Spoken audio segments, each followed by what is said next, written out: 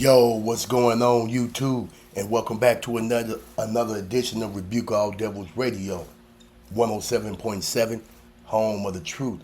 Shout out to all my current and new subscribers. I say what's up and shalom, man. And if you're not subscribed, please take a moment to subscribe to the channel and click that notification bell. This story right here is courtesy of Baller Alert. Now, y'all know I tell you all the time there's no such thing as black people, right? Now listen to this and look at this amazing story. A black foster child was supposed to be safe in the councilman's home. Police say two teens stabbed and drowned him. Now this child that they're trying to call black is obviously brown, and his hair is black. This is what I'm talking about when I tell you these devils can't simply tell the truth about anything.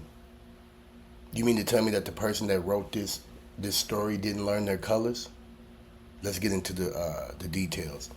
One teenager faces a murder charge as a second juvenile remains in custody, and South Carolina officials confront questions about placement, supervision, and accountability. Daryl Lowry was only 13 years old when authorities say a temporary foster placement in South Carolina ended with him suffering knife wounds and being held underwater at a residential boat dock. According to the South Carolina Law Enforcement Division, investigators charged 17-year-old Landen Moore with murder following the July 20th death. A second teenager who was 16 was taken to the South Carolina Department of Juvenile Justice. So you have this young devil right here that looked like he got Skittles all over his face, is responsible for murdering someone that was 4 years younger than him. I mean, you can't even make none of this up. You know, when I was 17, I can tell you right now on YouTube, killing somebody was the last thing on my mind. I was still trying to hope I'd make it to the pros and, thinking about what college I wanted to go to and all those other things, man. I wasn't thinking about killing nobody. According to the official arrest warrant and probable cause affidavit, Daryl Lowry Moore and the unidentified 16-year-old became involved in a physical altercation at a boat dock in Modoc.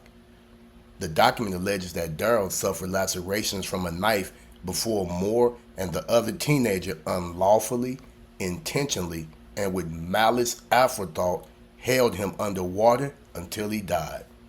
The affidavit states that investigators based the allegation on statements and evidence collected during the investigation. Now these two devils, these two children of the devil, held this little boy, double teamed him, and held him up under the water after stabbing and beating him until he died. I tell you, man. Moore was arrested and booked into the McCormick County Detention Center on July 20th. SLED has not publicly disclosed what charge, if any, the 16-year-old faces. SLED said its investigation remains active and that the South Carolina Attorney General's office will prosecute the case. Moore faces an accusation at this stage, and the murder charge has not resulted in a conviction. According to WRDW, McCormick County deputies responded to the Modoc Shores dock at approximately 7 a.m. and discovered Daryl Lowry's body. The McCormick County Magistrate Office denied Moore bond, leaving a higher court judge to consider bond later. The outlet also reported that McCormick County Sheriff Chad Cox requested that SLED lead the investigation after citing a conflict connected to the parties involved. The sheriff did not publicly explain the specific nature of that conflict, so shout out to the court system for at least holding them without bond, right? The criminal investigation is now unfolding alongside a separate inquiry commissioned by Daryl's family. According to WRDW, attorney Tyler Bailey said that the family wants to know how the emergency placement was approved, what officials knew about the home and the other children living there, and who was responsible for supervising Daryl overnight. Bailey said his investigation will remain separate from SLED's criminal case. When the state removes a child from his family and takes him into its care, it accepts a duty to keep that child alive, Bailey said in a statement provided to the media. We intend to find out whether that duty was met. The question places the Daryl Lowry case beyond the disturbing allegations described in the warrant. This is also a child welfare accountability story. According to the South Carolina Department of Social Services, children in the agency's legal custody may be placed in licensed foster homes or group care facilities selected to meet their needs. Bailey's inquiry is seeking records and answers about how those responsibilities was handled in the days before Daryl died. The home belonged to Bernie Hamby, who is listed by the South Carolina Association of Counties as chairman of the McCormick County Council, according to WRDW. Hamby confirmed that Daryl was temporarily staying at his Modoc Shores home and announced that he had asked South Carolina's officials to revoke his foster care license. "My heart is shattered over what was done to Daryl," Hamby said in a statement released on July 24th.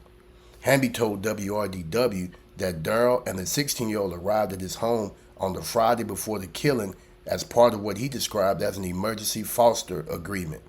Hamby said the two boys were expected to leave that Monday.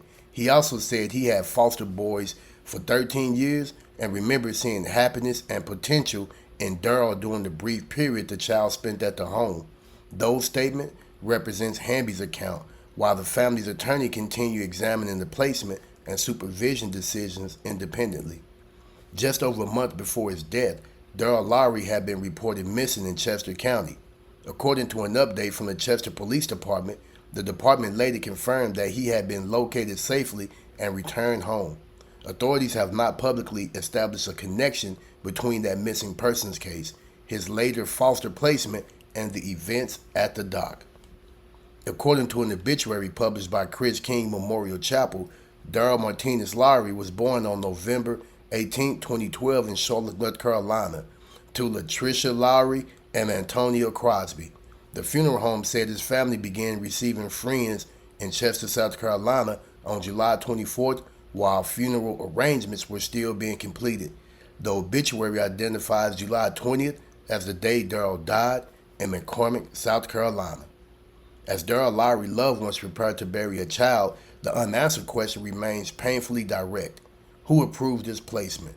What assessments were completed before three teenagers was placed together? What supervision plan existed overnight? And what actions, if any, could have prevented Daryl from reaching that dock? According to SLED, the homicide investigation remains open, meaning additional evidence, charges, or official findings could still emerge. Bailey had said the family's investigation will focus on a different but equally critical issue: whether the system responsible for protecting Daryl Lowry fulfilled their duty before it was too late. Man, what do y'all think about that, man? That is terrible. That is terrible, the way this devil on the left hand of your screen took that young brother's life, man. That makes no sense. That makes no sense. They need to spend the rest of their life in jail. But like the Bible say, you are of your father, the devil. And with that being said, drop them comments down below, and I'll catch y'all on the next episode. Peace.